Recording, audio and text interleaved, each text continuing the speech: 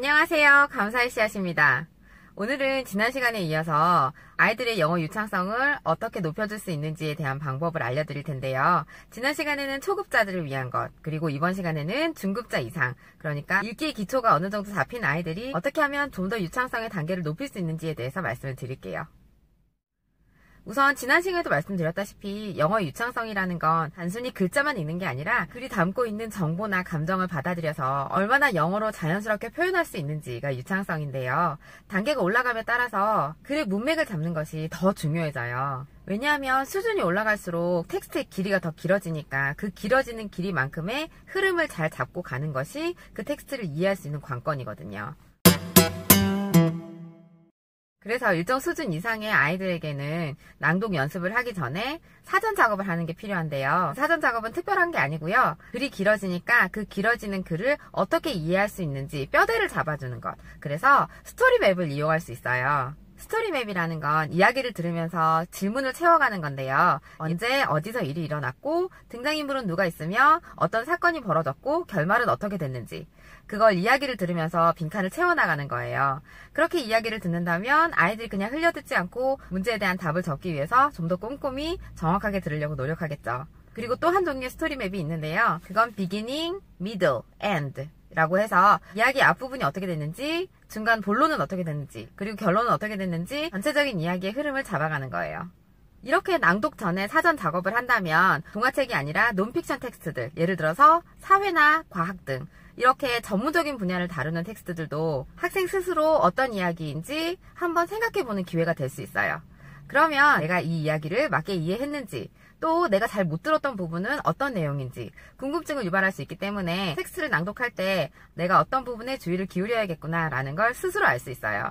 예를 들어서 요즘 우리 아이가 신데렐라를 좋아하는데요. 그 신데렐라에 대한 스토리맵은 처음에 세팅, 언제 어디서, 그러니까 long time ago, Cinderella's house 라고 얘기를 하면 되고요. 그리고 누가 나온지, 캐릭터, 신데렐라, 신데렐라의 새엄마, 그리고 신데렐라의 새언니들, 그리고 어떤 일이 있었는지.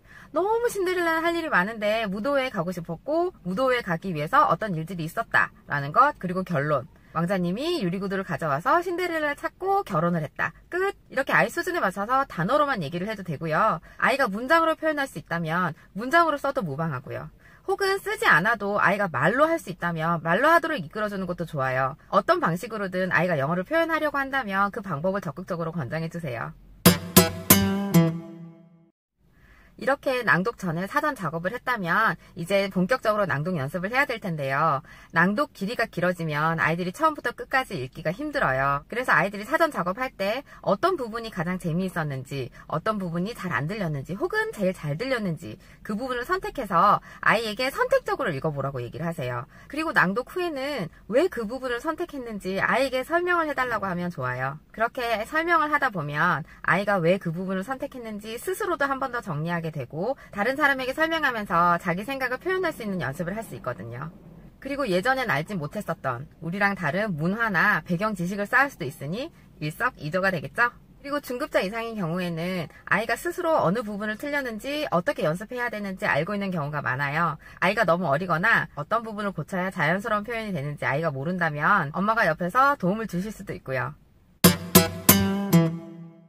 그래서 아이 스스로 선택한 부분을 읽을 때는 녹음을 하거나 동영상을 찍어주세요. 그렇게 하나하나 쌓이다 보면 아이가 자기의 실력이 얼마나 발전됐는지도 비교할 수 있고 아이가 영어 공부를 했었던 역사가 되니까 나중에 두고두고 보는 것도 의미 있을 것 같아요. 아무리 영어 실력이 좋다고 해도 아이들은 아이들이잖아요. 그래서 자기가 왜 영어 공부를 해야 되는지 모르는 경우도 있어요. 목표 설정을 엄마가 해주는 건 아이 스스로의 동기부여가 되지 못하기 때문에 너무 먼 미래로 보일 수 있거든요.